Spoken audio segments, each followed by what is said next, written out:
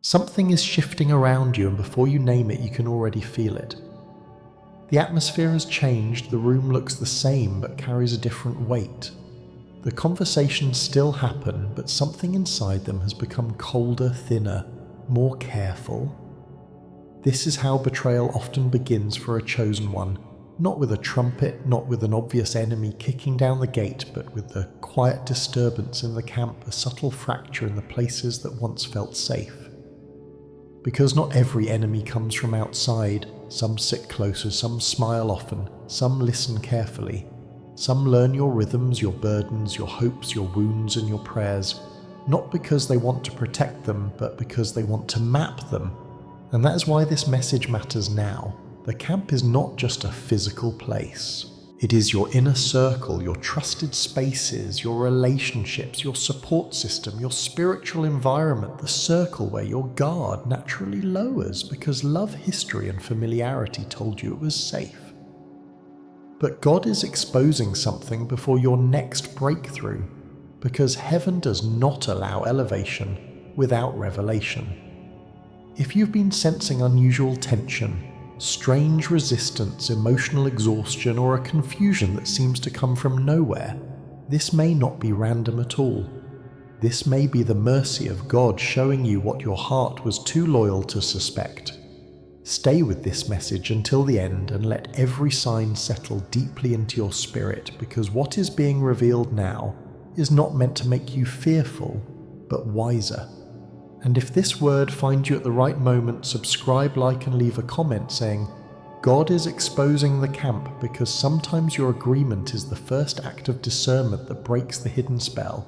The reason betrayal so often appears right before breakthrough is because the moment you are approaching elevation, favor, healing, visibility, or divine promotion, the pressure around your life increases in ways that cannot always be explained by logic alone. When something sacred is about to be born through you, resistance rarely waits at the gate in plain clothes. It slips into the environment, into the familiar, into the trusted. Because disruption works best when it comes wrapped in recognition. That is why so many chosen ones become confused in seasons that should have felt victorious. You prayed for the open door, but then arguments increased. You moved closer to purpose, but suddenly relationships became heavy.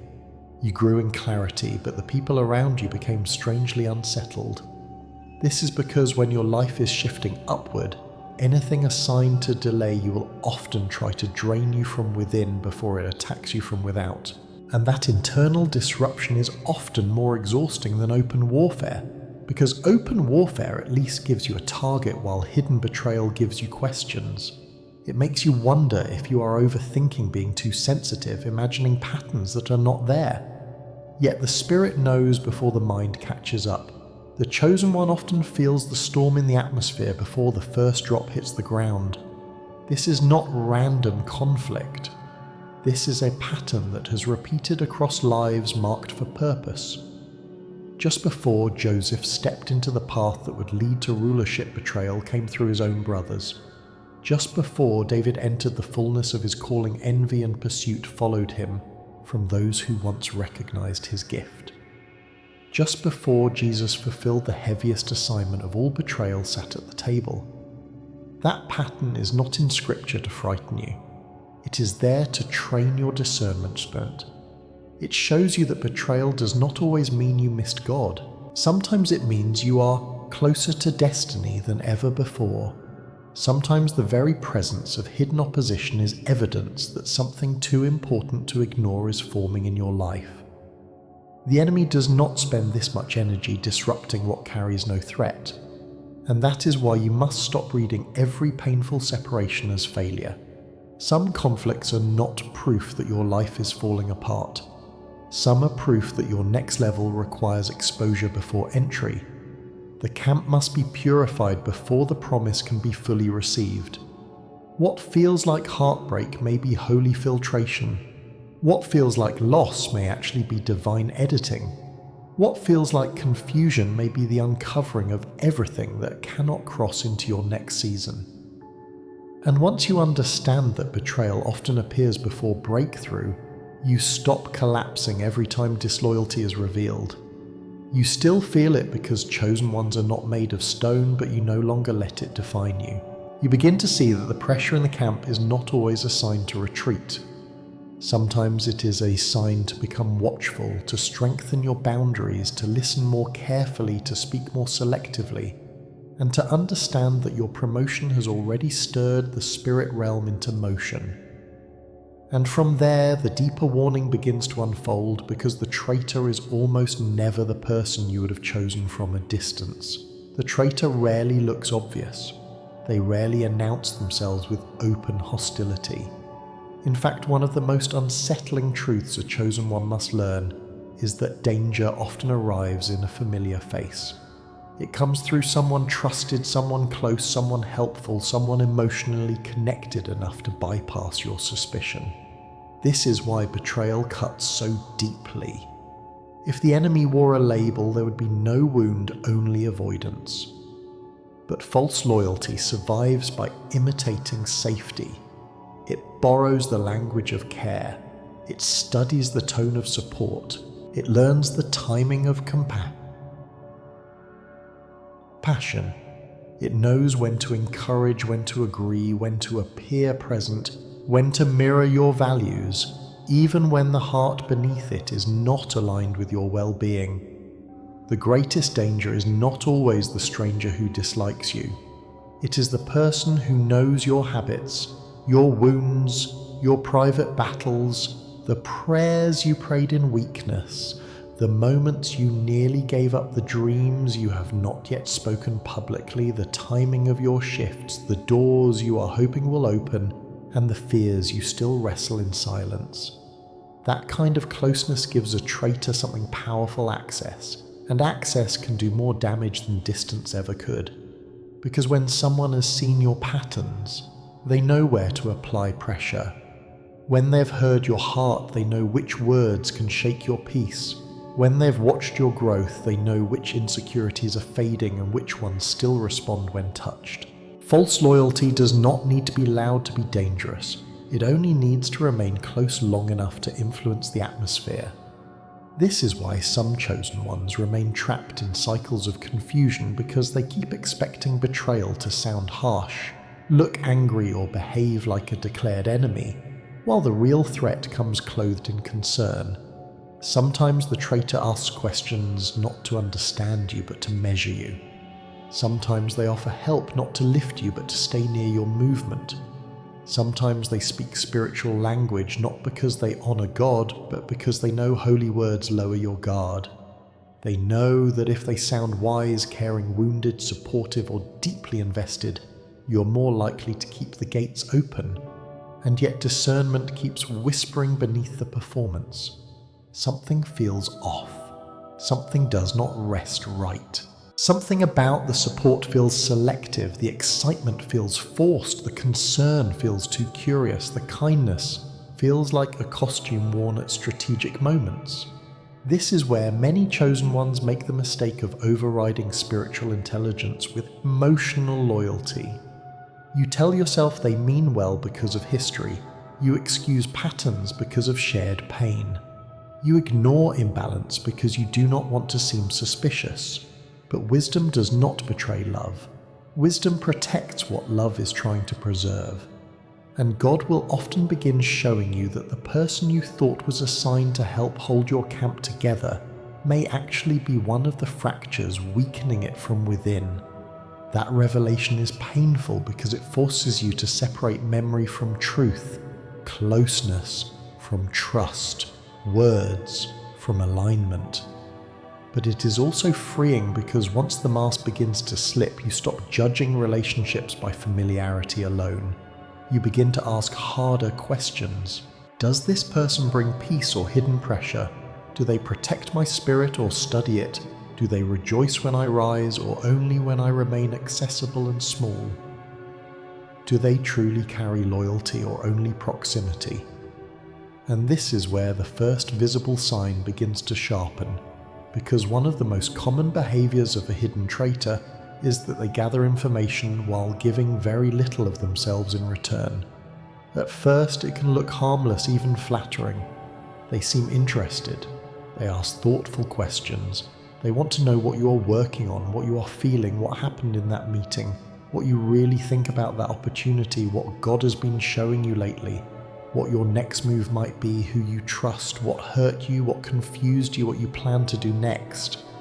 They listen closely, and because chosen ones often long for understanding more than applause, that attention can feel like safety. But over time, a strange imbalance appears.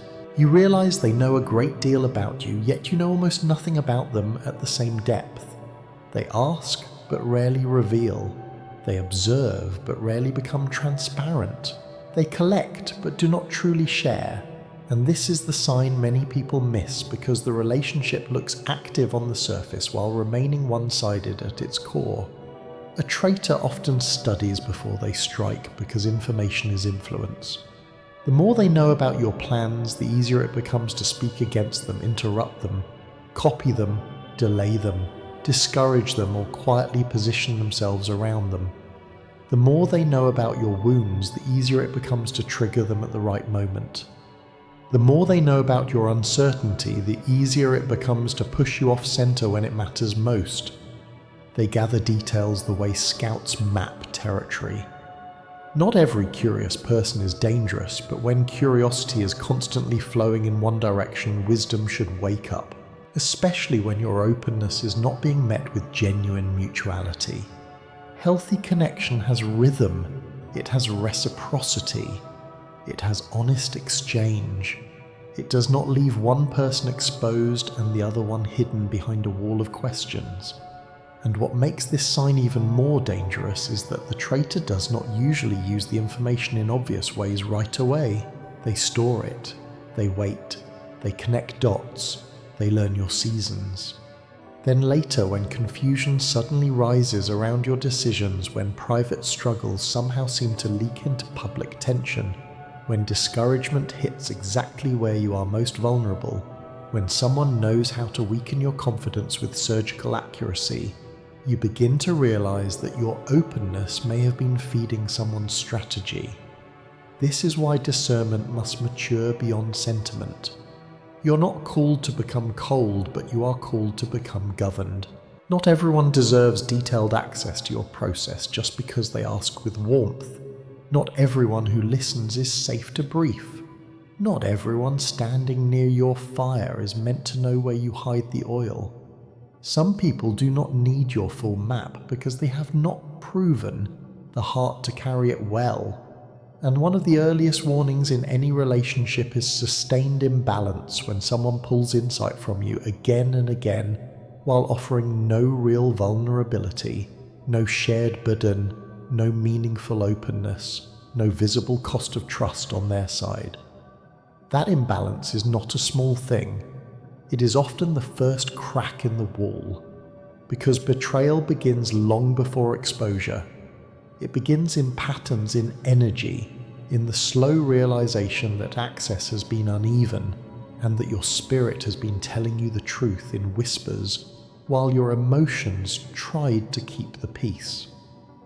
So hear this clearly: you do not need guilt to remain available to people who only know how to extract. You do not need to keep explaining your next step to those who have not shown the grace to handle your last one. You do not need to keep feeding details into relationships that leave you feeling spiritually overexposed and strangely unseen. The chosen one must learn that silence is not secrecy when it is led by wisdom. Boundaries are not cruelty when they are protecting sacred ground. And when God begins exposing the traitor in the camp, He is not trying to isolate you from everyone. He is teaching you how to recognize who is truly for you, who is merely near you, and who has been close enough to study the fire while secretly hoping to control the flame.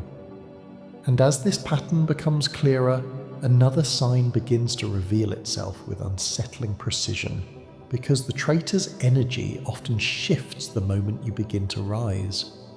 While you were wounded, confused, hidden, or still trying to survive, they seemed comfortable beside you.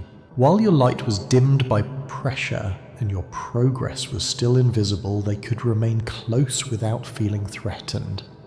But the moment healing starts touching your voice, the moment peace returns to your eyes, the moment doors begin opening, the moment favor starts finding you, the moment your name is spoken with respect in rooms that once ignored you, something in them changes. It may not happen loudly at first.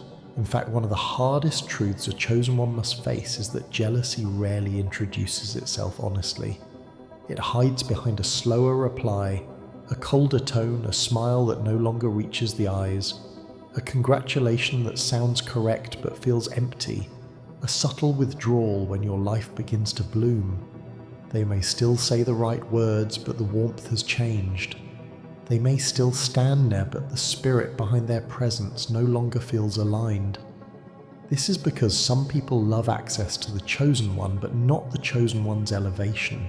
They enjoy being close to your process, close to your vulnerability, close to the version of you that still needed reassurance, still asked for permission, still made yourself smaller to keep everyone comfortable. But when God begins enlarging your territory, when your confidence becomes steadier, when your voice carries more authority, when your obedience starts producing visible fruit, the traitor begins to feel exposed by your growth. Your rise forces a decision in them. They must either celebrate what God is doing in you or compare themselves against it. And comparison, when hidden long enough, becomes resentment. That resentment may not always sound like hate. Sometimes it sounds like passive comments, like minimizing your success, like saying you have changed when what they really mean is that you are no longer as easy to control.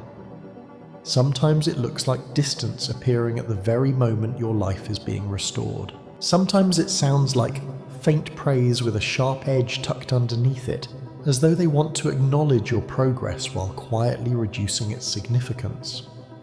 Sometimes it is not what they say at all, but what they fail to say. Silence can be a confession when someone cannot bear to honor the grace on your life, and this is where discernment must become stronger than sentiment, because many chosen ones keep reaching for harmony with people who were only comfortable while they remain dimmed. You must understand that your healing will reveal who was attached to your pain. Your confidence will reveal who benefited from your insecurity, and your elevation will reveal who secretly preferred your dependence. Not everyone who clapped for your survival will clap for your promotion. Not everyone who sat with you in the valley has the heart to walk with you into visibility. And this revelation is painful because it forces you to see that some relationships were not built on pure love, but on a hidden comfort with your limitations. Yet do not let that truth make you ashamed of your rising. You're not wrong for growing beyond the version of you that made others feel safe. You're not arrogant for becoming healthier, clearer, or more anointed. You're not betraying anyone by obeying the call of God on your life. Their discomfort is not your assignment to manage. Your assignment is to keep rising with humility, wisdom, and discernment, knowing that exposure often begins the moment your light becomes too undeniable to ignore. And as that light continues to intensify, another sign follows close behind, because confusion often trails the presence of a hidden traitor, like smoke trailing a fire you cannot yet see. After speaking with them, being around them, sharing with them, or even simply sitting in their atmosphere, you notice something within yourself becoming disturbed. You feel drained in ways that do not make sense. You begin second-guessing what was clear before the interaction. You feel unsettled spiritually, heavy mentally, scattered, or emotionally fogged over. Peace leaves the room, and confusion takes its place, yet nothing obvious was said that you can point to with certainty.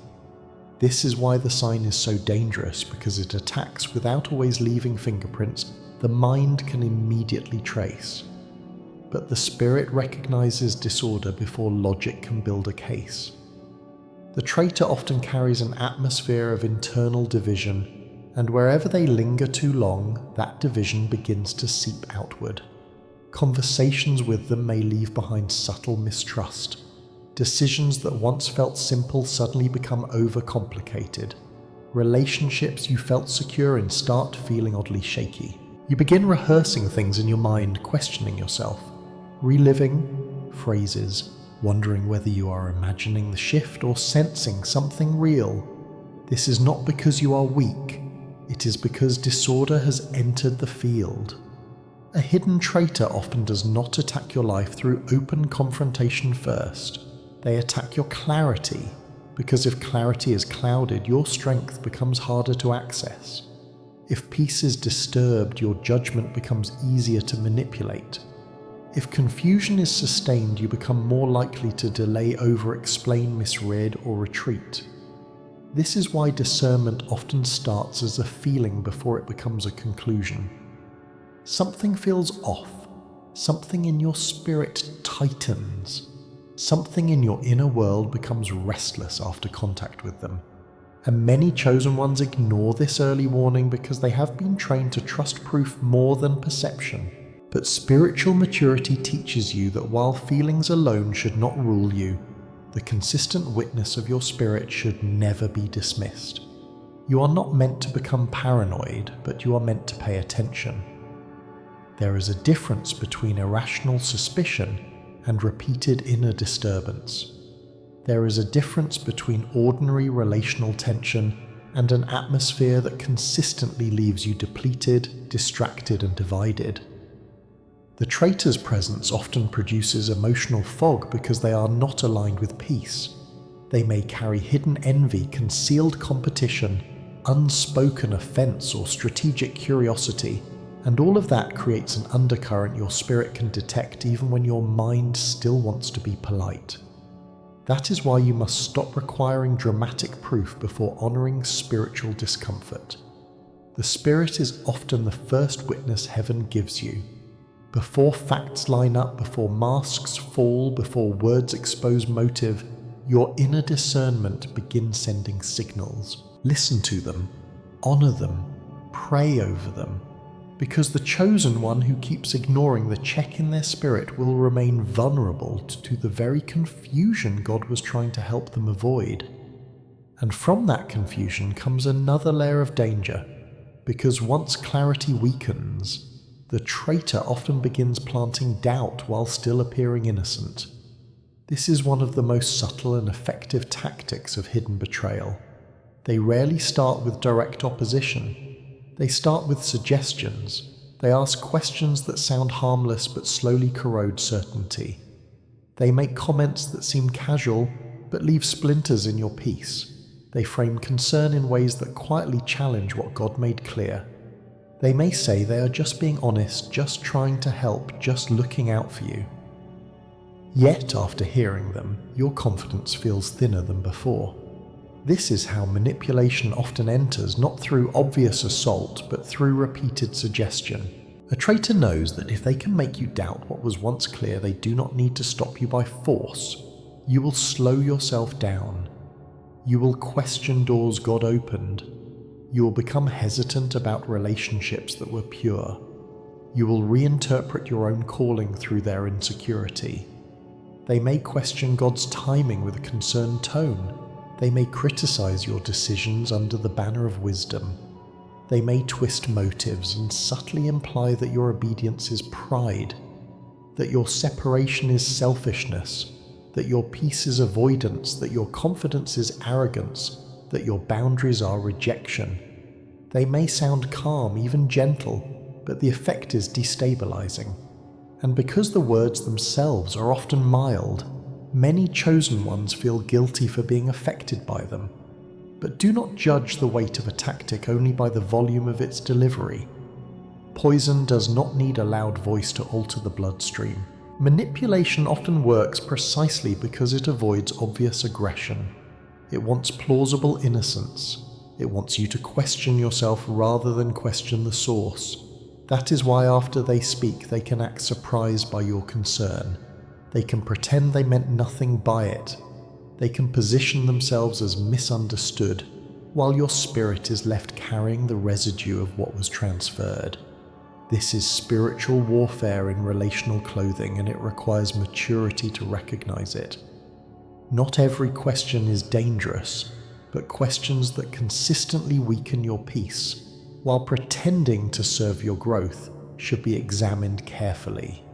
Not every critique is malicious, but critique that repeatedly pulls you away from clarity, courage, and obedience should not be welcome simply because it arrives in soft packaging. You must learn the difference between correction that sharpens and commentary that corrodes. True wisdom may challenge you, but it will not leave you spiritually fractured.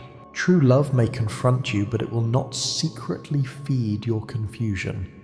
The hidden traitor, however, wants to plant uncertainty and then wash their hands of the effect. They want influence without accountability. They want to steer without being seen steering. They want access to your mind while keeping their intent disguised. And this is why the chosen one must become deeply protective of inner clarity. Do not let every voice enter your process. Do not let every opinion sit at the table with what God spoke over your life. Do not surrender discernment just because someone sounds thoughtful.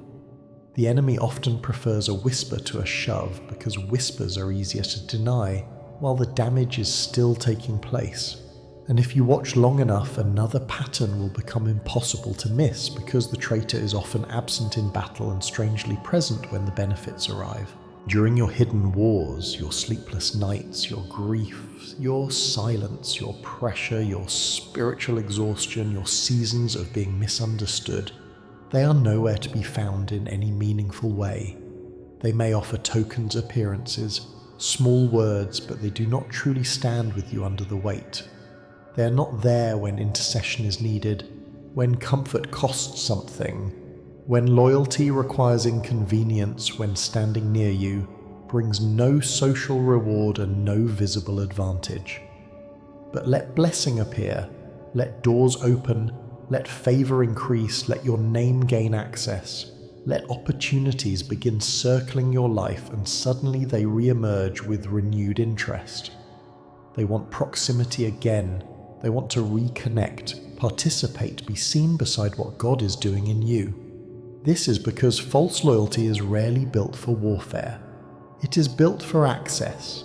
It can mimic closeness when there is something to be gained, but it cannot sustain presence when only sacrifice is available.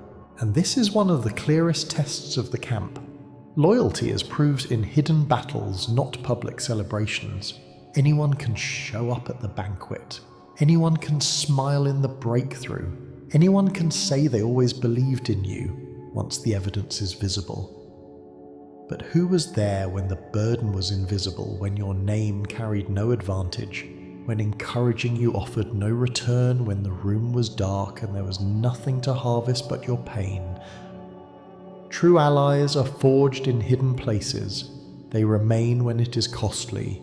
They pray when there is no spotlight. They protect your name when you are not in the room. They bring steadiness when there is no reward for doing so. They are not drawn by your fruit alone, but by genuine love for your soul. The traitor, by contrast, disappears when only battle remains, because battle reveals intention. If they are not rooted in loyalty, hardship will expose it. Then once benefit returns, they circle back, hoping to enjoy what they did not help defend. And this is where many chosen ones must become stronger than nostalgia. Do not confuse reappearance with alignment. Do not mistake renewed contact for renewed trust. Someone returning when blessings arrive is not proof they belong in the next season. It may simply prove they can recognize when something valuable is near.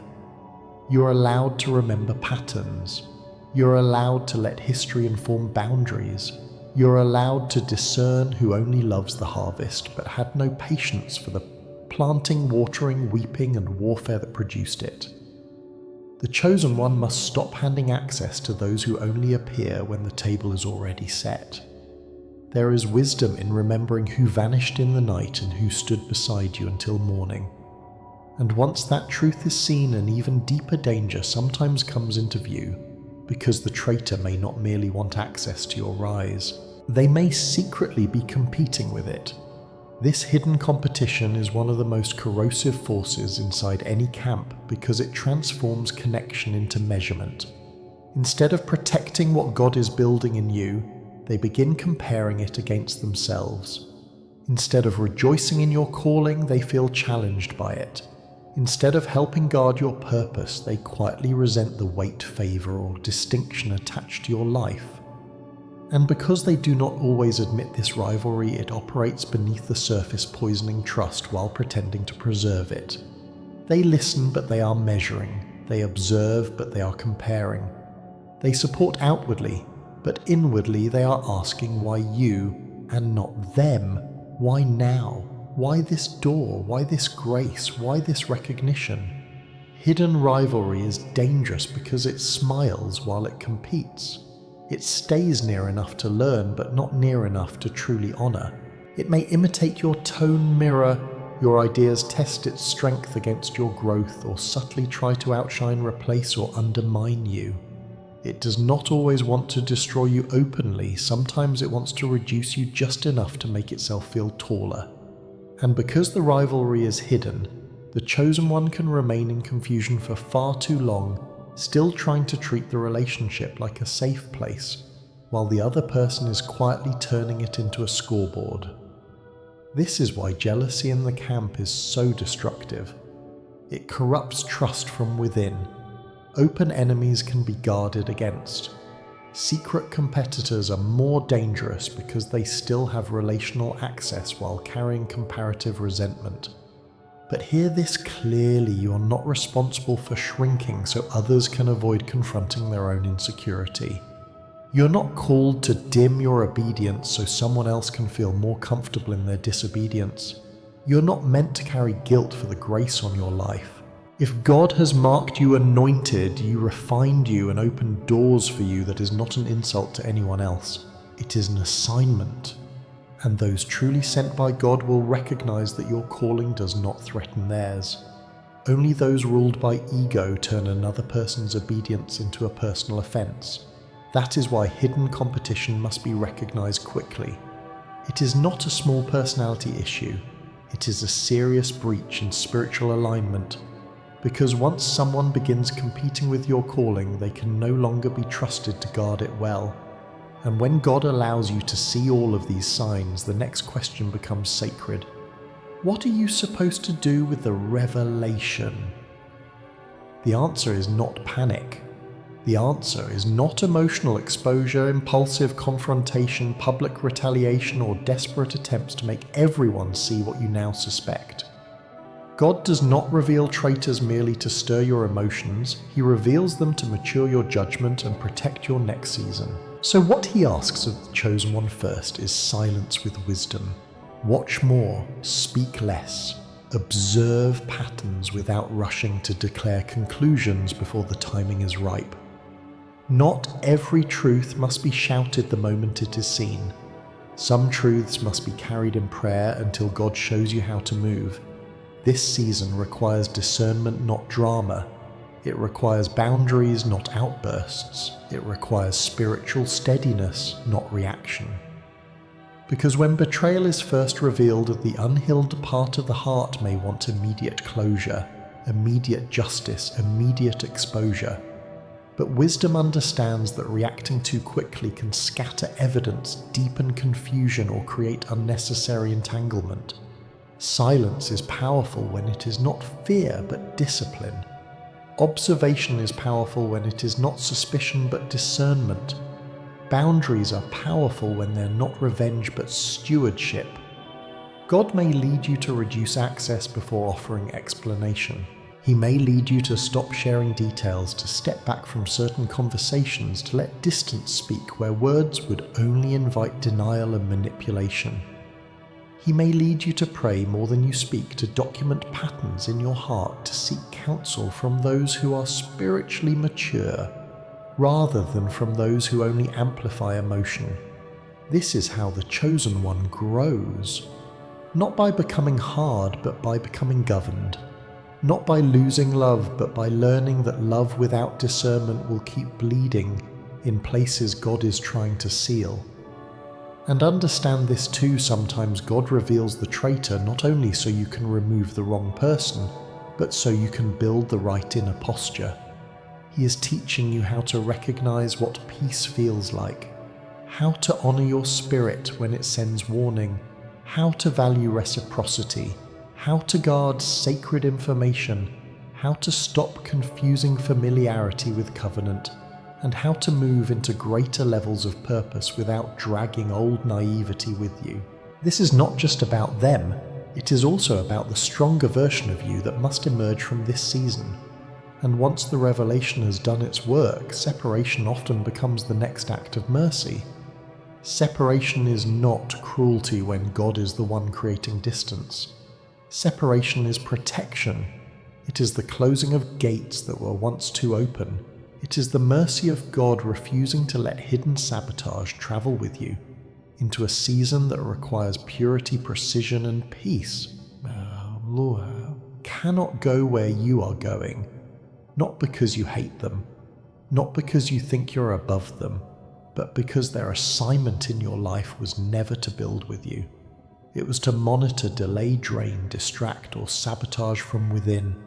And once heaven exposes that, clinging out of guilt becomes disobedience. You must understand that not every ending is a tragedy. Some endings are rescue, some disconnections are answers to prayer. Some losses are the hand of God removing what your heart was too entangled to release on its own. This is especially true for chosen ones because the next season often demands cleaner ground. The voices around you must be more aligned. The atmosphere around you must be more honest. The people near your fire must know how to protect it, not secretly study how to benefit from it or dim it. So when separation happens, do not always call it rejection. Sometimes it is divine preservation. Sometimes God is making sure the wrong witness does not stand too close to the miracle. Sometimes He is preventing contamination in the camp before the next assignment begins. And yes, it hurts. Betrayal always wounds because it forces the heart to grieve not only what happened, but what it hoped was real. But even here, mercy was at work, because it is better for the mast to fall before the next season than after. Better for false loyalty to be exposed before access becomes deeper. Better for the wrong person to exit than for the right door to be corrupted by their presence. Losing false people makes room for real alignment. It makes space for faithful connections, for relationships built on truth, rather than performance, for those who do not envy your light but help guard it, for those who do not merely enjoy your company but honor your calling. And so this message closes where all true discernment must finally rest in the understanding that betrayal is painful but revelation is mercy. God is not allowing you to walk blindly into your next season. He is not leaving you undefended inside the camp. He is opening your eyes because protection is already working, even if it first arrives in the form of discomfort, grief, and holy separation. So stay watchful, stay guarded, stay prayerful, stay unshaken. Do not let exposure make you bitter. Let it make you wiser. Do not let the revelation of false people convince you that no one is real. Let it teach you to value the rare ones who are. Do not collapse because the camp is being purified. Rejoice because what is false cannot survive where God is preparing something greater. The traitor is being revealed, the atmosphere is being cleaned, the boundaries are being strengthened, and the chosen one is being prepared for a greater assignment than ever before.